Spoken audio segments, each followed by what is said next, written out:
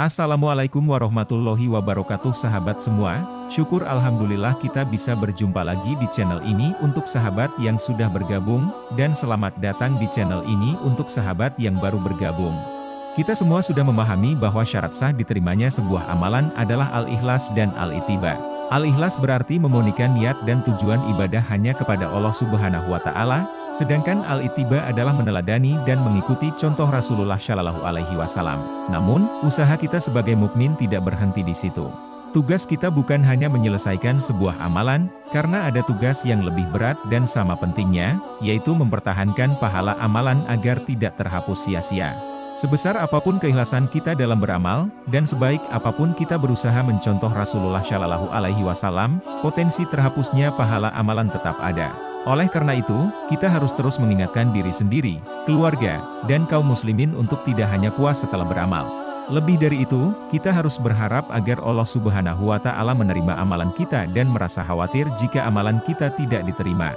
Untuk itu, pada video kita kali ini, kita akan membahas tentang 6 perkara yang dapat mengurangi bahkan menghapus pahala amalan kita, yang seringkali kita lakukan tanpa kita sadari.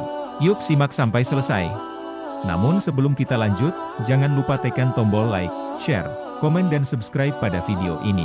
Untuk sahabat yang sudah menekannya, saya doakan semoga semua dua-dua sahabat diijabah oleh Allah Subhanahu wa Ta'ala. Amin ya robbal alamin. Yang pertama, merasa ujub atau bangga terhadap diri sendiri. Syekh Muhammad bin Shalih Al-Utsaimin rahimahullah mengatakan, bahwa ujub bisa membatalkan atau menghapus pahala amalan seseorang. Misalnya, jika Allah memudahkan kita untuk sholat tahajud, jangan meremehkan orang yang kesulitan bangun malam.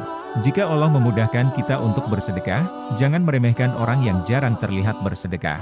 Mungkin saja mereka yang kita pandang remeh memiliki amalan tersembunyi yang dilakukan dengan ikhlas, hanya diketahui oleh mereka dan Allah saja. Pada dasarnya, semua ibadah yang kita lakukan, dan semua prestasi yang kita raih, adalah semata-mata karena taufik, pertolongan, dan kemudahan dari Allah Azza wa Jalla, bukan karena kehebatan kita sendiri. Maka dari itu, bangga atau ujub terhadap diri sendiri secara berlebihan, bisa membuat pahala amalan yang sudah kita lakukan selama ini terhapus. Yang kedua, menzolimi dan menyakiti kaum muslimin. Dalam sebuah riwayat, Rasulullah Shallallahu Alaihi Wasallam bertanya kepada para sahabatnya, apakah kalian tahu siapa orang yang benar-benar bangkrut itu? Para sahabat menjawab, orang yang bangkrut adalah yang tidak memiliki uang maupun harta benda. Namun, Nabi Shallallahu Alaihi Wasallam berkata, orang yang benar-benar bangkrut dari umatku, adalah orang yang pada hari kiamat datang dengan membawa pahala sholat, puasa, dan zakat, tetapi ketika di dunia suka mencaci maki, menuduh orang lain secara salah, memakan harta orang lain, menumpahkan darah, dan memukul orang lain tanpa hak. Maka orang-orang yang terzolimi itu akan diberi pahala dari kebaikan-kebaikan orang tersebut. Jika kebaikan-kebaikannya habis, dosa-dosa orang-orang yang terzolimi akan ditimpakan kepadanya, lalu dia akan dilemparkan ke dalam neraka. Hadis riwayat Muslim. Yang ketiga, bermaksiat dikala sendiri. Dari Sauban radhiyallahu anhu, Nabi Shallallahu Alaihi Wasallam bersabda yang artinya, saya mengetahui bahwa ada sekelompok orang dari umatku, yang akan datang pada hari kiamat, dengan membawa kebaikan sebesar gunung Tihamah yang putih, namun Allah akan menjadikannya sia-sia, dan tidak tersisa sedikit pun. Sauban bertanya, wahai Rasulullah, beritahulah kami tentang ciri-ciri mereka, dan jelaskanlah tentang mereka kepada kami, agar kami tidak menjadi seperti mereka, tanpa kami menyadarinya. Beliau Shallallahu Alaihi Wasallam bersabda, sesungguhnya mereka adalah saudara-saudara kalian, dan berasal dari golongan kalian, mereka juga melaksanakan sholat malam seperti kalian, tetapi mereka adalah orang-orang yang ketika sendirian, tanpa ada yang melihat, mereka melanggar apa-apa yang telah diharamkan Allah Subhanahu wa Ta'ala, maka mereka terus selalu melanggarnya. Hadis riwayat Ibnu Majah, dan disyohihkan oleh Al-Albani. Yang keempat, menyebut-nyebut sedekah sampai menyakiti hati orang yang diberi sedekah. Allah Subhanahu wa Ta'ala berfirman, dalam surat Al-Baqarah ayat 264 yang artinya, wahai orang-orang yang beriman, janganlah kamu merusak sedekahmu dengan menyebut-nyebutnya dan menyakiti perasaan penerima, seperti orang yang menginfakkan hartanya karena ria atau pamer kepada manusia, dan dia tidak beriman kepada Allah dan hari akhir. Begitu pentingnya menjaga perasaan orang yang menerima sedekah, Islam sampai memberikan keutamaan khusus bagi mereka yang bersedekah secara diam-diam. Dari Abu Hurairah radhiyallahu anhu, Rasulullah Shallallahu Alaihi Wasallam bersabda yang artinya, Ada 7 golongan manusia yang akan mendapatkan naungan Allah pada hari kiamat. Di antaranya adalah orang yang bersedekah secara diam-diam, bahkan tangan kirinya tidak mengetahui apa yang dilakukan tangan kanannya. Hadis riwayat muttafaqun alaih. Yang kelima, meremehkan seorang mukmin yang berdosa. Salah satu hal yang bisa mengurangi bahkan menghapus pahala amalan kita, adalah meremehkan seorang mukmin yang berdosa dengan mengatakan, bahwa orang seperti dia itu tidak akan diampuni oleh Allah Azza wa Jalla, dengan menyebut nama orang tersebut. Dari Jundub bin Abdillah al-Bajali, Rasulullah Shallallahu Alaihi Wasallam menceritakan, suatu ketika, ada seseorang yang mengatakan, demi Allah, sesungguhnya Allah tidak akan mengampuni si fulan. Namun Allah berfirman, siapa yang bersumpah dengan kesombongannya atas namaku, bahwa aku tidak akan mengampuni si fulan?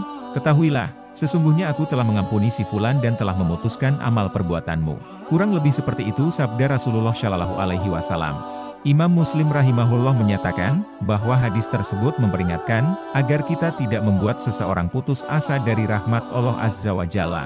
Para ulama menjelaskan bahwa, seseorang yang merasa baik, atau dirinya soleh, tidak boleh mengatakan kepada saudaranya dengan menyebutkan namanya, bahwa seseorang seperti fulan pasti masuk neraka, seseorang seperti fulan tidak mungkin masuk surga, seseorang seperti fulan tidak akan diampuni oleh Allah, atau kalimat sejenisnya.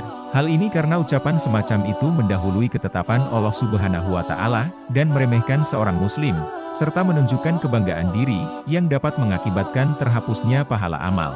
Yang terakhir, keenam, menyekutukan Allah Subhanahu wa Ta'ala. Allah Subhanahu wa Ta'ala berfirman, dalam Quran Surat Az-Zumar ayat 65 yang artinya, dan sesungguhnya telah diwahyukan kepadamu, dan kepada nabi-nabi yang sebelummu, jika kamu berbuat syirik, niscaya akan terhapuslah amalmu, dan tentulah kamu termasuk orang-orang yang merugi. Quran Surat Az-Zumar ayat 65. Imam At-Tabari rahimahullah menafsirkan, maksudnya, jika kamu wahai Muhammad melakukan syirik kepada Allah, maka amalanmu akan terhapus, kamu tidak akan mendapat pahala, juga tidak akan mendapat balasan, kecuali balasan yang setimpal bagi orang yang melakukan syirik kepada Allah Subhanahu wa Ta'ala. Tafsir At-Tabari. Syirik merupakan pelanggaran terberat terhadap hak Allah Azza wa Jalla, bahkan Nabi Shallallahu Alaihi Wasallam yang dijamin kesucian atau maksumnya, juga terkena ancaman dalam ayat ini. Bagaimana dengan kita, manusia biasa yang penuh dosa? Mungkin kita telah terhindar dari syirik besar, tetapi siapa yang bisa menjamin kita dari syirik-syirik kecil yang tersembunyi di dalam hati kita? Syirik-syirik kecil ini, jika dibiarkan, berpotensi tumbuh menjadi syirik besar. Semoga Allah melindungi kita. Itulah tadi pembahasan kita terkait 6 perkara yang bisa menghapuskan pahala amalan kita. Semoga Allah Azza wa Jalla memberikan kita taufik untuk senantiasa ikhlas dalam beramal, dan menjauhkan kita dari perkara-perkara yang dapat menghapus pahala amalan kita. Amin ya robbal alamin, wallahu alam bishawab. Terima kasih telah menonton video kami, dan jangan lupa untuk like, share, komen dan subscribe channel ini. Sampai jumpa di video kami selanjutnya. Wassalamualaikum warahmatullahi wabarakatuh.